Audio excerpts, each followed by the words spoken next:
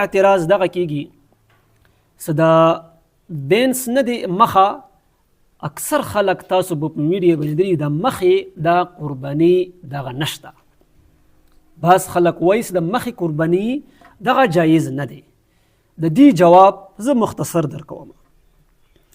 علماء لیکلي دي په کتابونو راغستې سي الجاموس نوع من البقر. دغه مخه نه د عربي کې جاموس وایي. چې شی وایي ورته جاموس وایي.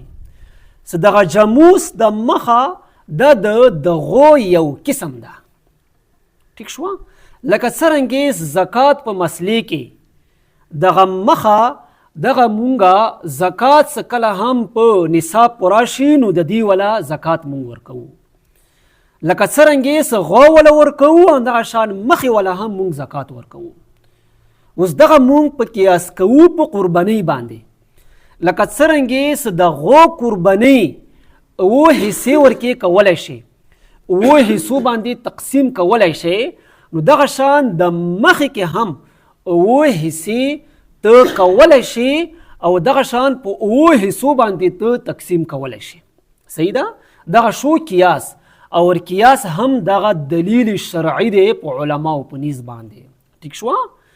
نو دغه قیاس مونږ کوو او قیاس دغه چې شدي دلیل شرعي دی او دغه شان یو بل دلیل دغه دی اجماع امت څومره هم مشران علما دي د ټول په دی باندې اتفاق دی د مخې قرباني دغه چې شدي دغه جایز دی.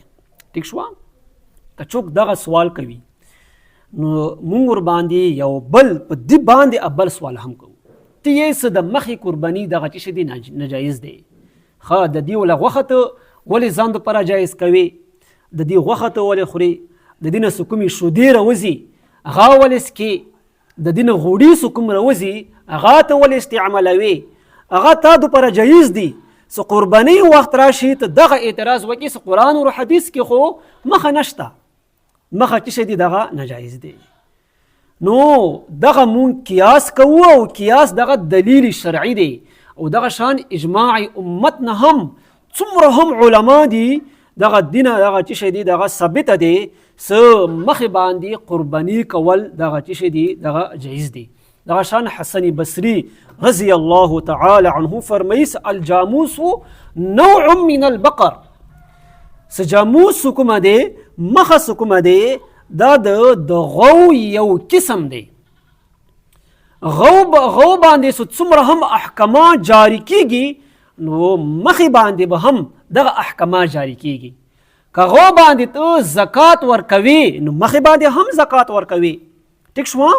نو مونږ د غو دغه په مخې باندې دغه چې کړو قیاس کړو او قیاس دغه چې دی دلیل شرعي دی. نو مخې باندې قرباني کول دا بالکل جایز دی، بالکل کیږي. ټول علما کوي، اجماع امت په دی باندې دی، اکثریت 90% علماء کرام په دی باندې اتفاق کړی دی. ها بعض څه کوي بعض ور باندې اعتراض کوي. ډېر داسې شیزونه دي چې هغه قرآن او حدیث کې نشته. بیا هغه هم تماما ډېر داسې شیان شته. نو دغه قیاس او دغه شان اجماع امت نه دغه چې شدي دغه ثابت دی او دی باندې ته بالکل هغه قرباني کولی شي.